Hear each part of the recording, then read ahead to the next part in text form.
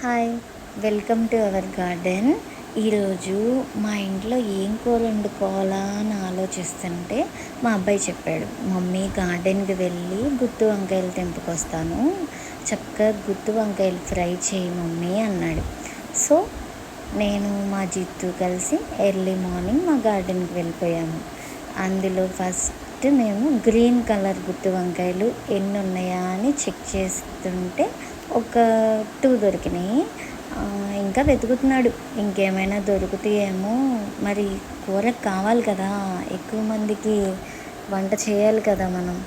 So ఇక్కడ ఒకటి find అయింది. అది కొయ్యడానికి మా వాడు నానా తిప్పలో పడుతున్నాడు. చివరికి కోసాడులే, కష్టపడ్డాడు. చెట్టు పెద్దగా ఉంది కానీ అంత పూత మీద ఉంది ప్రజెంట్. ఇది చూసారా, వంకాయలు కోయమంటే మా వాడు మామిడికాయ కోస్తా అంటున్నాడు, నేను వద్దన్నాను. సో మళ్ళీ నెక్స్ట్ బ్లూ కలర్ వంకాయ దగ్గరికి వచ్చేసాడు. నీలం రంగు వంకాయ మంచి టేస్ట్గా ఉంటుంది కదా, మరి అందుకని నీలం రంగు వంకాయ కూడా కలిపి వండు మమ్మీ అన్నాడు. సో ఇప్పుడు మళ్ళీ ఈ వంకాయ చెట్టుకి ఎన్ని కాయలు కాస్తున్నాయి చూద్దాం. వచ్చేసాడు మా వాడు. నేనేమో 2 వంకాయలు పట్టుకుని తిరుగుతా కూర్చుంటున్నా.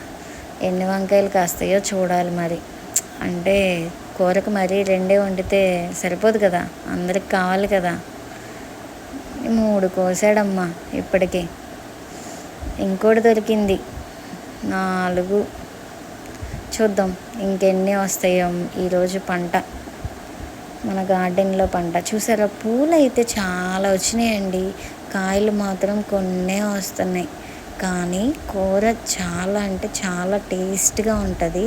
ఎందుకంటే మనం దీన్ని న్యాచురల్గా పెంచుకుంటాం. అంటే కెమికల్ ఫెర్టిలైజర్స్ వేయకుండా పశువుల ఎరువు, తర్వాత కోకో పిట్, తర్వాత వర్మీ కంపోస్టు, అది కూడా మేము తయారు చేసుకుని వేసుకుంటున్నాం.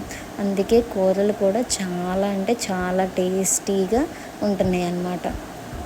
మొత్తానికి కాయలన్నీ కోసాడు, బట్ సాటిస్ఫాక్షన్ కోసం ఇంకోసారి వెతుకుతున్నాడు. అమ్మయ్య, అయిపోయింది. ఈరోజు మా వంకాయ పంట ఇంతేనండి. Thank you.